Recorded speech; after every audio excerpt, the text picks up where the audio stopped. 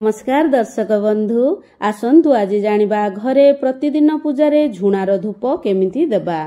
घरे झुणार धूप देबा द्वारा घरर वातावरण शुद्ध हेबा सहित घरर पूजा मध्य संपूर्ण होइथाए एवं एहा द्वारा घरर सकारात्मक शक्ति आसीथाए एवं नकारात्मक शक्ति दूर होइथाए एवं घरर वास्तु दोष कटिथाए। झुणा आमे पितल किंबा माटीर किंबा तंबा पात्र रे आमे देई परिबा। किछि कता झुणा गुगुड़ घिओ कर्पूर लवंग अलैच गुड़ एहीपरि विभिन्न प्रकार झुणा सामग्री आमे व्यवहार करिपारिबा एवं किछि घिओ लगा सलिता व्यवहार करिबा एवं प्रथमे एक झुणा पात्र नबा। पात्रटी कला न हेबा पई मझिरे गोटिए छोट दीप रखि पारिबा एवं कता को छोट छोट करी रखिदबा। झुणा पात्र सबु बेले माजिकी ही करा जाई थाए। बिना मजारे झुणा पात्र को अईठा बोली कुआ जाई थाए एवं अईठा जिनिस भगवान को लागे नाही। तेणु सबु बेले सफा सुतरा पात्र रे देबे एवं कता को आमे छोट छोट जदी करिबानी तेबे जळिबा पई टाइम लागि थाए एवं लंबा होई रहिले खसी जाई थाए। आमे आळती कर्पूर किछि नै जिबा एवं घिओ लगा सलिता नै जिबा। कर्पूर पकेई जळेबा द्वारा जल्दी जळि थाए एवं अधा जळि थिबो सेही समय रे आमे झुणा पाउडर पके दबा। झुणा सहित आमे किछि गुगुळ मिसे दबा। माँ लक्ष्मी को गुगुळ बहुत प्रिय होई थाए। एहा एक झुणा जेमिति व्यवहार करा जाई थाए गुगुळ मध्य सेमिति धूप दीपरे व्यवहार करा जाई थाए। झुणा एवं गुगुळ एकाथरे मिसाई लगेबा द्वारा देवादेवी अत्यंत प्रसन्न होई थांती एवं घिओ किछि मिसे दबा एवं किछि कर्पूर आमे पके दबा एवं एही चारोटी जिनिस जेमिति हेले आमर झुणारे व्यवहार करिबा सबुठु भलो होई थाए। ए चारोटी जिनिस देवादेवी को अत्यंत प्रिय होई थाए एवं सेथिरे अन्यान्य सामग्री जेमिति लवंग अलैच एवं गुड़ एवं समस्त सामग्री को आमे गोटिए गोटिए पके पारिबा किंबा समस्त सामग्री को गुंड करी गोटिए डब्बारे रखी प्रतिदिन आमे व्यवहार करिबा द्वारा एहा आम पई सहज होई थाए।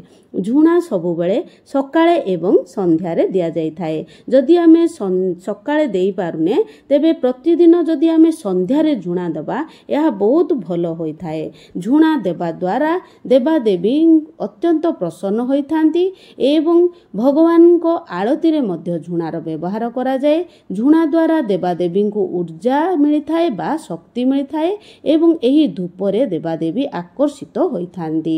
छोट सुगंध आम घरर वातावरण को ठीक करि थाए। झुणार बास्ना आम शरीर पई बहुत लाभदायक होई थाए।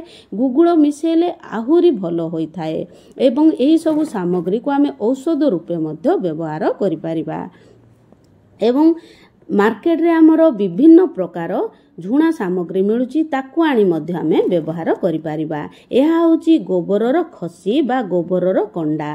एहा माँ लक्ष्मी एवं माँ दुर्गा को अत्यंत प्रिय होई थाए। गोबर रे माँ बास करि थांती। आसंतु एबे देखिबा आमे गोबर खसी रे केमिति धूप करिबा। जेतेबेले कत्ता लगौचे सेथिरे मध्य किछि पकेई आमे धूप देई पारिबा एवं कत्ता बदल रे आमे खाली गोबरर खसी को व्यवहार करि पारिबा। सेथिरे किछि आमे सलिता देई दबा एवं कर्पूर देबा द्वारा जल्दी अग्नि प्रज्वलन होई थांती एवं ता उपरे किछि आमे घिओ देई दबा। घिओ देबा द्वारा जल्दी हमर अग्नि प्रज्वलित होई थाए एवं एही गोबरर खसी माँ दुर्गा को नवरात्र रे झुणा मध्य दिया जाए एवं होम मध्य करा जाई थाए। एही धूपरे माँ आकर्षित होई थांती। गोबर रे माँ लक्ष्मी बास करि थांती।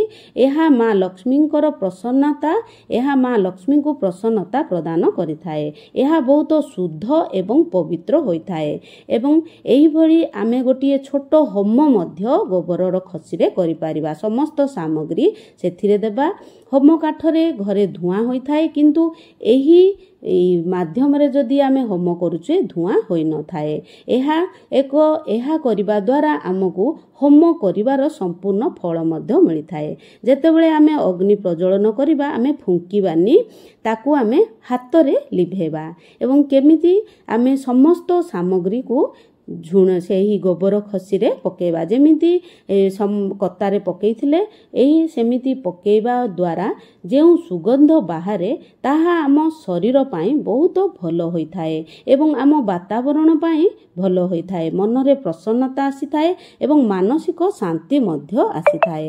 ଏହା ଗୋଟିଏ ପ୍ରକାର ଧୂପ ବୋଲି କହିବା। ଏହାକୁ ହୋମ ଧୂପ ମଧ୍ୟ ଆମେ କହିପାରିବା। ଯେମିତି ହୋମ କରିବା ସମୟରେ ଆମର ଘିଅ ଦିଆଯାଇଥାଏ, ସେମିତି ଏଠି ଘିଅ ପଡ଼ିବା ଦ୍ୱାରା ଏହା ଏକ ଛୋଟ ହୋମ ବୋଲି ମଧ୍ୟ ଆମେ କହିପାରିବା ଏବଂ ହୋମର ଫଳ ମଧ୍ୟ ଆମେ ପାଇବା। ଏବଂ ଘରେ ପ୍ରଥମେ ଆମେ ଦେବାଦେବୀଙ୍କୁ ଆମେ ଝୁଣା ଅର୍ପଣ କରିବା। ଓମ୍ ଧୂପଂ ସମର୍ପୟାମି, ଧୂପଂ ସମର୍ପୟାମି, ଏହି ସର୍ବଦେବାଦେବୀ ଧୂପଂ ସମର୍ପୟାମି, ଏହିଭଳି କହି ଧୂପ ସମର୍ପଣ କରିବା ପରେ ଆମେ ଘରର ସମସ୍ତ କୋଣରେ ଆମେ ଧୂପ ଦେଖାଇବା। ଏହାଦ୍ୱାରା ଗ୍ରହ ଦୋଷ କଟିଥାଏ, ବାସ୍ତୁ ଦୋଷ କଟିଥାଏ, ମଶା ମାଛି ଆସନ୍ତି ନାହିଁ ଏବଂ ବେମାର ମଧ୍ୟ ଦୂର ହୋଇଥାଏ। ଘରେ ଯେଉଁଠି ଆମର ଠାକୁରଙ୍କ ବିଗ୍ରହ ଅଛନ୍ତି, ଫଟୋ ଅଛନ୍ତି, ସମସ୍ତ ଫଟୋରେ ଆମେ ଝୁଣା ଅର୍ପଣ କରିବା। ଧୂପଂ ସମର୍ପୟାମି ଏବଂ ଇଲେକ୍ଟ୍ରୋନିକ୍ସ ଜିନିଷ ଯେଉଁଠି ଅଛି ଆମେ ଘଣ୍ଟି ବଜେଇ ବଜେଇ ମନ୍ତ୍ର କହି କହି ଆମେ ଝୁଣା ଅର୍ପଣ କରିବା। ଗାୟତ୍ରୀ ମନ୍ତ୍ର ହେଉ, ଯେକୌଣସି ମନ୍ତ୍ର ଭଲ ଲାଗୁଛି ସେହି ମନ୍ତ୍ରରେ ଆମେ ଅର୍ପଣ କରିବା। ଏବଂ ଆମର ମା ବୃନ୍ଦାବତୀ ଏବଂ ସମସ୍ତ ଦେବ ବୃକ୍ଷଙ୍କୁ ମଧ୍ୟ ଆମେ ଝୁଣା ଅର୍ପଣ କରିବା।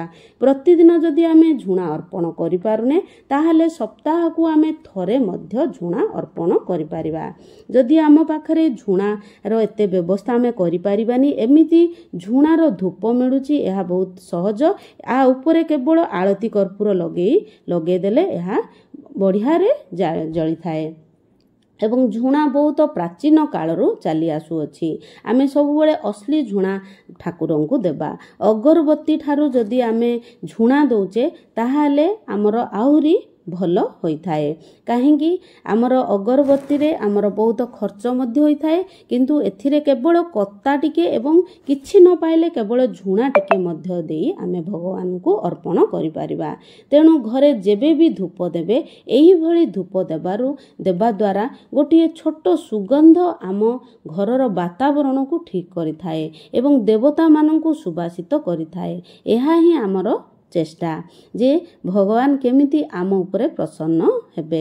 ଭଗବାନ ପ୍ରସନ୍ନ ହେବା ଦ୍ୱାରା ଆମ ଘରେ ସୁଖ, ଶାନ୍ତି, ସମୃଦ୍ଧି ବଢ଼ିଥାଏ। ତେଣୁ ଏହିଭଳି ଝୁଣା ଧୂପ ଦିଅନ୍ତୁ। ଯଦି ମୋ ଭିଡ଼ିଓଟି ଭଲ ଲାଗିଥାଏ ତାହେଲେ ନିଶ୍ଚୟ ଲାଇକ୍, ସେୟାର ଏବଂ ସବସ୍କ୍ରାଇବ୍ କରିଦେବେ। ରହିଲି। ଓମ୍ ନମୋ ନାରାୟଣ।